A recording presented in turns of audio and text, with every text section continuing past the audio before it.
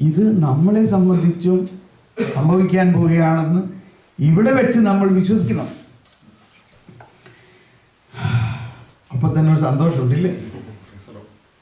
അപ്പൊ നമ്മുടെ കാൽക്കുലേഷനുകൾ ഈ ജീവിതത്തിൽ മാത്രം ഒതുങ്ങി നിൽക്കാവുന്ന ഒരു ക്രിസ്തീയ പ്രവർത്തനത്തിലല്ല, മറിച്ച് അതിന് വളരെ വ്യാപ്തിയുണ്ട്. ഈ ജീവിതത്തിന് ശേഷം നമ്മൾ ഓരോരുത്തരും നമ്മുടെ ആത്മാവിൽ നിറഞ്ഞിരിക്കുന്ന ദൈവത്തിൻ്റെ ജ്ഞാനവും ദൈവവരങ്ങളും ഉപയോഗിച്ചുകൊണ്ട് സ്വർഗത്തിലിരുന്ന് ഈ പ്രപഞ്ചം മുഴുവനിലും ധാരാളം പ്രവർത്തിക്കാനുള്ള അവസരമാണ്. അപ്പൊ നമുക്ക് വേഗം പോയാൽ മതി എന്നായിരിക്കും തോന്നണം. എനിക്ക് ശരിക്കും അങ്ങനെ തന്നെ തോന്നണം. എനിക്ക് വേഗം ഒന്ന് പോയാൽ മതി എന്നാ തോന്നണേ. ഞാനിങ്ങനെ പൊങ്ങി പോകാൻ പറയുമ്പോൾ കർത്താവ് പറയും, ഇല്ല നിൽക്ക് ഇപ്പൊ പോണ്ട, കുറച്ച് നാള് നീ ഇവിടെ എനിക്ക് കുറച്ച് കാര്യങ്ങൾ ചെയ്യാനുണ്ട്, അത് കഴിഞ്ഞിട്ട് വന്നാൽ മതി. അങ്ങനെ ഒരു അഡ്ജസ്റ്റ്മെന്റ് പോവുക. അതാ പൗലോസ്ലീഹ പറഞ്ഞത്, എനിക്ക് വേഗം പോകണമെന്ന് ആഗ്രഹം, പക്ഷെ അവിടെ ആയാലും ഞാൻ കർത്താവിൻ്റെ കൂടെയാണ്, ഇവിടെ ആയാലും ഞാൻ കർത്താവിൻ്റെ കൂടെയാണ്.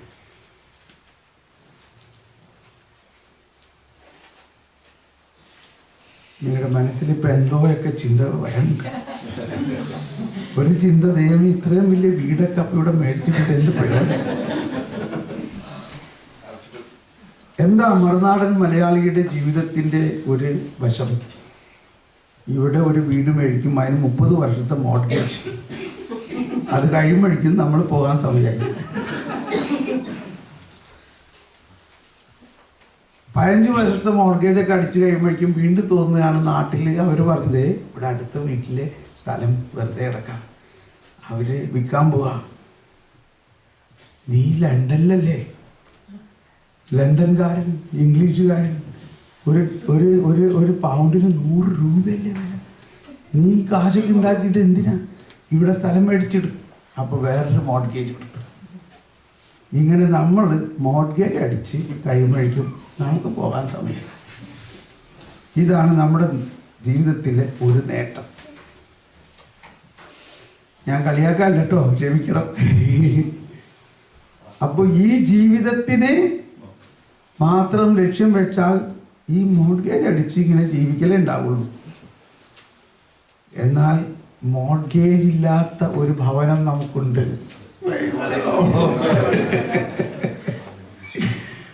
അതിപ്പോഴേ തന്നെ നമ്മുടെ കയ്യിലുണ്ട്. വാടകയും കൊടുക്കണ്ട, ചെതലും പിടിക്കില്ല, പെയിന്റ് അടിക്കണ്ട, എല്ലാം എന്ത് മനോഹരമാണ്. അതിനെക്കുറിച്ച് ഇപ്പോഴേ ഒന്ന് ചിന്തിക്കുക. നമ്മൾ ഒരു ദൈവത്തിൻ്റെ ജ്ഞാനം നിറഞ്ഞു കഴിഞ്ഞാൽ ഇതൊക്കെയാണ് നമുക്കുണ്ടാവുന്ന ചിന്ത. ഒരു ചേട്ടൻ അമേരിക്കയിൽ എന്നോട് പറഞ്ഞു, എൻ്റെ ബ്രദറെ, ഞാൻ നാട്ടിലൊരു വീട് പണിയണമെന്ന് ഉദ്ദേശിച്ചു, ചെറിയ വീട് പണിയണമെന്ന് ഉദ്ദേശിച്ചു. പക്ഷെ അവിടെ ചെന്ന് പണിത് വന്നപ്പോൾ മറ്റൊരാളുടെ വീട് കണ്ടപ്പോൾ തോന്നി അതിനേക്കാളും ഇച്ചിരി കൂടി നന്നായിട്ട് പണിയണമെന്ന് തോന്നി. വേറൊരെണ്ണം കണ്ടപ്പോൾ തോന്നി അങ്ങനെ പണിത് 1.5 കോടി 2 കോടിയുടെ അടുത്തായി. പണി തീരണമില്ല. ഞാൻ ഇവിടുന്ന് നല്ല മനോഹരമായ ഇവിടെയൊക്കെ അമേരിക്കൻ പെയിൻറ് ഞാൻ കുറേ നാട്ടിലേക്ക് അയച്ചു, ഷിപ്പ് ചെയ്തു. ആ പെയിൻറ്റർ അത് മുഴുവനും വിറ്റ് കാശാക്കി അവൻ അവിടുത്തെ തന്നെ പെയിൻ്റ് അടിച്ചു വെച്ചേക്കാം. എന്നാലും ഇങ്ങനെ ചതിക്കുമല്ലോ മനുഷ്യർ. ഞാൻ പറഞ്ഞു, ഇങ്ങനെ തന്നെ ചതിക്കണം നിങ്ങളെ. ഇതാണോ ജ്ഞാനം? അല്ലെങ്കിൽ ഈ അമേരിക്കയിൽ നിന്ന് പെയിന്റ് കൊണ്ടുപോയിട്ട് വേണോ നമ്മുടെ നാട്ടിലെ മനുഷ്യൻ ജീവിക്കാൻ? എന്നാൽ ഈ അമേരിക്കയിൽ നിന്ന് കൊണ്ടുപോയ പെയിന്റ് അടിച്ച് വീടുണ്ടാക്കിയിട്ടിട്ട് അവിടെ കിടക്കാൻ ഇങ്ങനെ പോകുന്നുണ്ടോ? പലപ്പോഴും 2-3 വർഷത്തിൽ ഒരിക്കൽ 2 ആഴ്ച നാട്ടിൽ പോയി നിൽക്കും. ഒന്ന് ആലോചിച്ച് നോക്കി നമ്മുടെ ജ്ഞാനത്തിന്റെ അവസ്ഥ. പെയിന്റ് അയച്ചു കൊടുത്തുകൊണ്ട് അയച്ച് അവനതൊക്കെ അടിച്ചേക്കുന്ന് വിചാരിച്ചു. നമ്മുടെ കോൺട്രാക്ടർ നമ്മുടെ മലയാളി തന്നെയല്ലേ.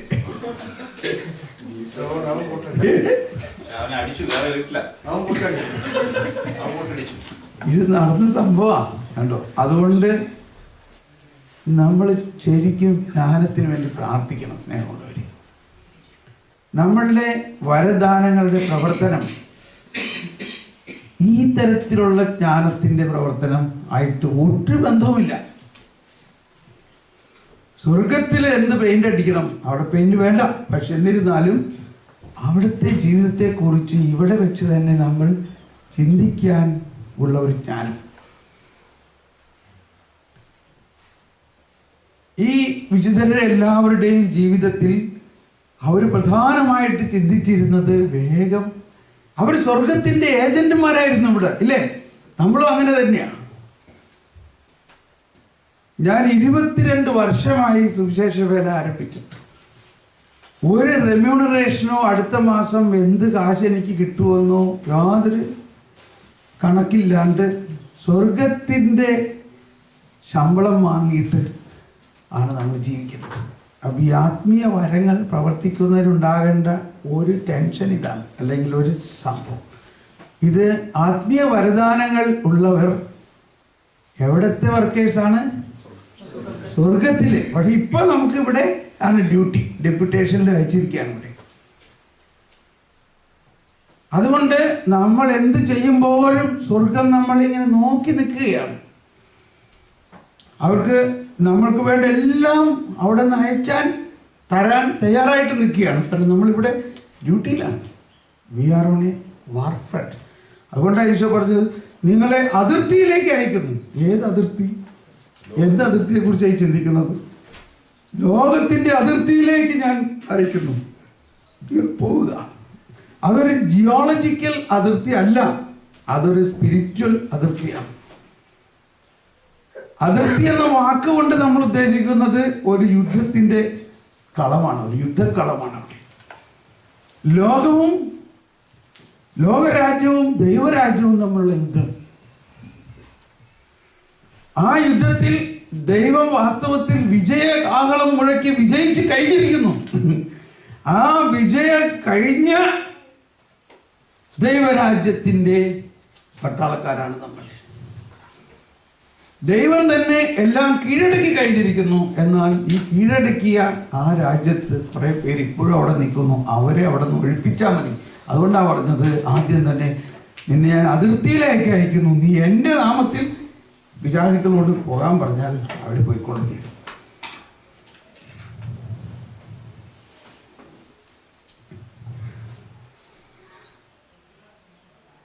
അപ്പോൾ നമ്മുടെ ആത്മാവിന് വലിയ കപ്പാസിറ്റി ഉണ്ട്.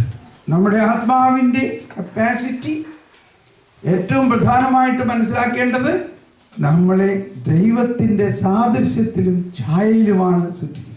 ഇത് ഞാൻ പല സ്ഥലത്ത് പറഞ്ഞത് നിങ്ങൾ കേട്ട് കാണില്ലേ? എങ്കിലും ഒരിക്കൽ കൂടി പറയുകയാണ്. നമ്മൾ ദൈവഛായയിലാണ് എന്ന് പറഞ്ഞാൽ എന്താ അർത്ഥം? നമ്മൾ ഇതിനു മുമ്പ് കേട്ടേക്കണോരെന്ന് പറഞ്ഞേ, what is the meaning of image? ദൈവഛായ എന്ന് പറഞ്ഞാൽ എന്താ അർത്ഥം? ദൈവത്തിൻ്റെതായ എല്ലാ കഴിവുകളും. ആരെങ്കിലും ക്രിസ്തുവിനെ പോലെ തന്നെ, ക്രിസ്തുവിനെ പോലെ തന്നെ എന്ന് പറഞ്ഞാൽ കുറച്ചുകൂടി ഇത് നമ്മൾ ഇഷ്ടംപോലെ കേട്ടേക്കണം. ദൈവത്തിന്റെ സാദൃശ്യത്തിലും ഛായയിലുമാണ്. ഛായയും സാദൃശ്യവും. എന്താ ഛായയും സാദൃശ്യവും? എന്താ ഛായ എന്ന് പറഞ്ഞാൽ ഈ ഉത്തരങ്ങൾ പോരാ. അതെന്നെ. പക്ഷെ എന്താണത്? അതിൽ നിന്നും തന്നെ ഇരിക്കും എന്ന് പറഞ്ഞാലും ദൈവികമായ സ്വഭാവം, അത് സാദൃശ്യമാണ്. ഈ പറഞ്ഞ രണ്ട് കാര്യവും സാദൃശ്യത്തിന്റെ ഉത്തരമാണ്. സാദൃശ്യം ദൈവത്തെ പോലെ, അനന്തത. രണ്ട്, ദൈവം ആത്മാവാണ്. അത് ആ ആത്മാവും ആത്മീയവും അനശ്വരവുമായ സത്തയാണ് നമുക്ക് നൽകിയിരിക്കുന്നത്. ഇനി ഛായ എന്താണ്? അതിനൊരു ഛായയുണ്ട്. ദൈവത്തിൻ്റെ എല്ലാ ദാനങ്ങളും.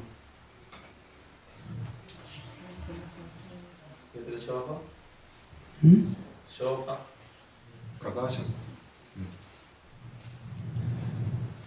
ബ്രദർ 1 യോഹന്നാൻ 3:2 ഇപ്രകാരം പറയുന്നില്ല, നമ്മൾ മരിച്ചുദ്ധിതനായി കഴിയുമ്പോൾ നമ്മൾ പോലെയാവും. പക്ഷെ എന്താണത്? അതല്ല, വെരി ഗുഡ്. നമ്മളെ മരിച്ച് ഉദ്ധിതനായി കഴിയുമ്പോൾ നമുക്കൊന്നറിയാം, നമ്മൾ പോലെ. അല്ല, അടുത്ത വചനം പറയുന്നുണ്ട്, ഈ പ്രത്യാശ ഉള്ളവൻ ദൈവം പരിശുദ്ധനായിരിക്കുന്ന പോലെ നമ്മെ തന്നെ വിശുദ്ധനാക്കുന്നു. അതെല്ലാം ശരി. എന്താണ് ഈ ഒറ്റ വാക്കിന്റെ അർത്ഥം? അവൻ ചെയ്യുന്ന പ്രവൃത്തികൾ നമുക്ക് ചെയ്യാൻ കഴിയണം. അത് ഛായ, അതെല്ലാം ഇറ്റ് കംസ് ഔട്ട് ഫ്രം, അതെല്ലാം അതിൻ്റെ ഒരു പ്രവർത്തനം, അതിൻ്റെ ഫ്രൂട്ട്സാണ്. ഞാനിത് ഇത്തിരി സമയം തരുന്നതുകൊണ്ട് നിങ്ങളുടെ ട്രാക്ക് ഇപ്പോൾ മനസ്സിലാണ്. ഇപ്പൊ നമുക്കൊന്ന് ചിന്തിക്കാൻ പറ്റുന്നുണ്ടല്ലേ? ഇത് ഇങ്ങനെ നമ്മൾ ചിന്തിക്കണം, വചനത്തെ ഓരോന്നിനെയും എടുത്തുകൊണ്ട് ചിന്തിക്കണം. Now you are really thinking. അല്ലെങ്കിൽ നമ്മൾ ചിന്തിക്കണത് ഇന്ന് ടെസ്കോയിൽ പുതിയ മീൻ വന്നിട്ടുണ്ടോ, അതിന് എന്ത് വിലയാണ്, അപ്പോൾ ഇത് ടെസ്കോയിൽ നല്ല മീൻ വന്നിട്ടുണ്ട് കേട്ടോ, നല്ല ചീപ്പാ, അവിടെ ഒരെണ്ണം സെക്കൻഡ് സെയിലിൽ ഇട്ടിട്ടുണ്ട്, പകുതി വില പറഞ്ഞു, വേഗം പോയി മേടിച്ചോ. ഇങ്ങനെയുള്ളതൊക്കെയാണ് നമ്മുടെ ചിന്ത. അപ്പോൾ അവിടെ കർത്താവേ ഞങ്ങളുടെ വിചാരങ്ങൾ ഉന്നതങ്ങളിലേക്ക്, നമ്മൾ ഉന്നതത്തിലുള്ളതിനെ കുറിച്ചും ആത്മീയമായിട്ടുള്ളതിനെ കുറിച്ചും ചിന്തിക്കുക. നമ്മുടെ ചിന്ത ഈ ലോകത്തിന്റെ ഇതിൽ നിന്ന് വിടണം കംപ്ലീറ്റ്. അവന്റെ സ്നേഹത്തിൽ ജ്ഞാനത്തിൽ ചിന്തിക്കുക. എന്താണ് ഇപ്പൊ നമ്മൾ എന്തോരം കേട്ടിട്ടുള്ളതാണ്, ചായയും സാധിച്ചു, ചായയും സാധിച്ചു, ദൈവം നമ്മളെ അവന്റെ ചായയിലും സാധിച്ചിട്ടില്ല. പക്ഷെ ചായ എന്താണെന്ന് നമുക്ക് ഇപ്പോഴും മനസ്സിലാവുന്നില്ല. ദൈവത്തെ പോലെ തന്നെ എന്നുള്ളത് കറക്റ്റാ, പക്ഷെ അതിനെ കുറേയും കൂടി ഡിഫൈൻ ചെയ്യണം. What is that? എന്താണ് അത്? സാദൃശ്യം, ആത്മാവും അനശ്വരതയും. അക്ഷയം അവനുടെ ആത്മാവിൻ ഉത്തമ രക്ഷയുമേകുന്നു. Yes, you want to say something? അല്ല, നമ്മൾ നിക്ഷേപിച്ചിരിക്കുന്ന സ്പിരിറ്റ്, ദൈവത്തിന്റെ ആത്മാവ്, അത് സാദൃശ്യം. സാദൃശ്യം.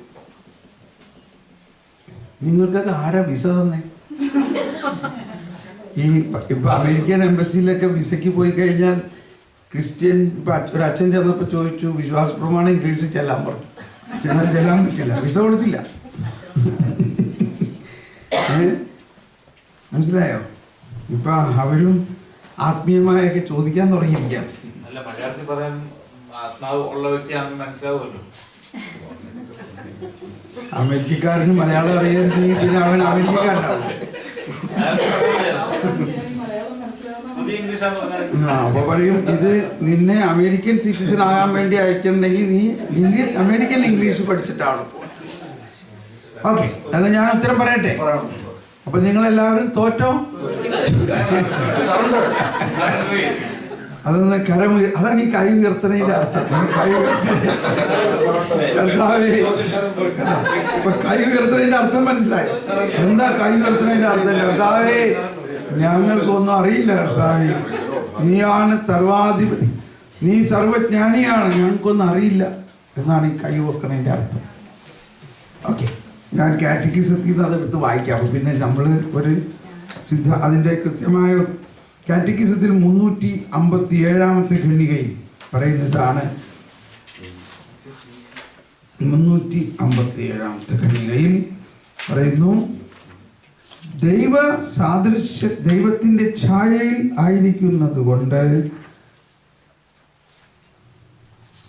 ആകാംക്ഷയാണ് നിങ്ങൾക്ക് അതിൻ്റെ കൃത്യമായി, ദൈവഛായയിൽ ആയിരിക്കുന്നതിനാൽ മനുഷ്യന് ഒരു വ്യക്തിയുടെ മാഹാത്മ്യമുണ്ട്. എന്തുണ്ട്? ഒരു വ്യക്തി. അത് കുറച്ചുകൂടി വിശദീകരിക്കുമ്പോൾ അത് ശരിക്കും മനസ്സിലാക്കും. അവൻ കേവലം ഒരു വസ്തുവല്ല, പ്രത്യുത ഒരാളാണ്, ഒരു ആള്. ഇപ്പൊ നമ്മൾ അയാളെന്ന് പറയില്ല, ആൾ. ഈ ആള് എന്ന് പറയുന്നത് എവിടെ നിന്ന് വന്നതാ? ദൈവം ഏകനാണ്, എന്നാൽ ആ ഏകദൈവത്തിൽ മൂന്ന് ആളുകളുണ്ട്. വ്യക്തി, 3 വ്യക്തികൾ. ദൈവം സകലത്തെയും സൃഷ്ടിച്ചു, സൃഷ്ടിപ്രപഞ്ചം മുഴുവൻ സൃഷ്ടിച്ചു. വലിയ ഒരു ആന അതൊരു വ്യക്തിയാണോ? വലിയ ഒരു നല്ല മനോഹരമായ ഒരു കുതിര വ്യക്തിയാണോ? ധാരാളം പാല് തരുന്ന പശു വ്യക്തിയാണോ? ഈ മനോഹരമായ പൂങ്കാവനം വ്യക്തിയാണോ? ഈ സൂര്യനും ചന്ദ്രനും വരെ വ്യക്തിയാണോ? എന്നാൽ മനുഷ്യനെ ദൈവം ആരായിട്ട് സൃഷ്ടിച്ചു? ഒരു വ്യക്തി ആയിട്ട് സൃഷ്ടിച്ചു. ആ വ്യക്തിത്വമാണ് ഛായ എന്ന് പറയുന്നത്. ദൈവത്തിൻ്റെ തന്നെ വ്യക്തിത്വം. ദൈവം ഏകനാണ്, എന്നാൽ ഏകാന്തനല്ല എന്ന് പറയും. ദൈവം ഏകനാണ് എങ്കിലും ആ ഏകദൈവത്തിൽ 3 വ്യക്തികളുണ്ട്, 3 പേഴ്സൺസ്. അപ്പൊ ഈ പേഴ്സൺ ആൻഡ് പേഴ്സണാലിറ്റി ഇത് ദൈവത്തിന്റെ മാത്രമായിട്ടുണ്ടായിരുന്നത് ദൈവം നമുക്ക് മനുഷ്യർക്ക് നൽകിയിരിക്കുന്നു. ഓ, എന്തോ ഒരു മനോഹാരിതയാണെന്ന് ആലോചിച്ച് നോക്കിയത്. ഇപ്പൊ നമുക്കൊരു ഭയങ്കര ആശയ പ്രപഞ്ചം നമ്മുടെ ഉള്ളിലേക്ക് വരുന്നുണ്ടോ ഇല്ലയോ? ഇത് അടിസ്ഥാനപരമായി നമ്മൾ മനസ്സിലാക്കണം. അങ്ങനെ ദൈവം തന്റെ സാദൃശ്യത്തിൽ സൃഷ്ടിച്ച ഈ വ്യക്തിയെ നശിപ്പിക്കാൻ ദൈവം സമ്മതിക്കുമോ? അതിൽ നിന്നാണ് ഈ രക്ഷയുടെ ഉത്ഭവം ഉണ്ടാകുന്നത്. ദൈവം തന്റെ ഛായയിലും സാദൃശ്യത്തിലും തന്നെ പോലെ തന്നെ സൃഷ്ടിച്ച ആ വ്യക്തിയെ നശിപ്പിക്കാൻ ദൈവം ഒരിക്കലും കേട്ടോ. ഈ ഇനം കൈറോസിലേക്ക് ഇതിനു വേണ്ടിയാണ് കൈറോസ് വന്നത്. അപ്പോൾ അടിസ്ഥാനം ഇതാണ്. നമ്മളെ കുറിച്ചുള്ള അടിസ്ഥാനം നമ്മൾ മനസ്സിലാക്കണം. നമ്മുടെ സൃഷ്ടി, നമ്മുടെ രക്ഷ. നമ്മൾ ആരാണ്? നമ്മളൊരു സാധാരണക്കാരനല്ല. നമ്മളെ ദൈവത്തിന്റെ ഛായയിലും സാദൃശ്യത്തിലും, അപ്പൊ സാദൃശ്യം